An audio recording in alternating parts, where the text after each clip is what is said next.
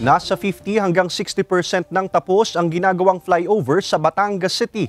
Hindi rin umano atrasado ang proyekto ayon sa kontraktor. Ang detalye sa report ni Paul Hernandez. Ang tukod na traffic ang karaniwan umanong penitensya ng ilang motorista sa rotonda ng Barangay Balagta sa Batangas City. Mas ramdam ang bigat ng daloy ng trapiko lalo tuwing rush hour sa umaga at hapon. Libu-libong sasakyan ang dumaraan sa intersection ayon sa Transportation Development and Regulatory Office o TDRO kada araw. Yung bang sa itong area ng Balagtas, lahat ng paikot dito, ibig sabihin ng circle, ginagawa naming moving lahat upang ang mga sasakyan hindi masyadong mapending na matagal.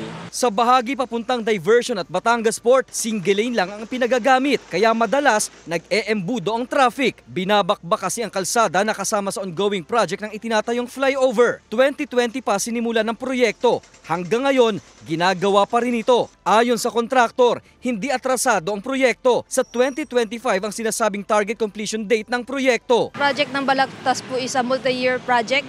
As of now, tapos na po namin yung 2020 project which is a 147 million. A 2021 project which is a 82 million. And as of now po, ang ongoing budget po namin is a 2022 budget worth 200 million. Nasa 50 hanggang 60% ng tapos ang flyover na may tig 120 meters na haba ang parehong daan. Ayon sa kontraktor, ang kasalukuyang road widening works ay paghahanda na sa bubuuing rampa sa dulo ng flyover. Pagpasensyahan na lang din po kasi may mga times din po na kailangan namin siya mag-proceed sa activity kahit medyo traffic para lang po makaproceed kami sa activity.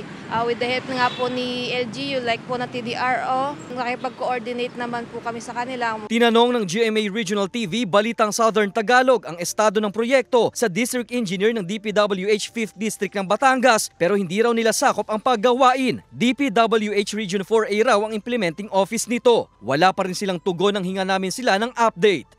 Kasama si Buhay Adante Jr., Paul Hernandez. Balitang Southern Tagalog.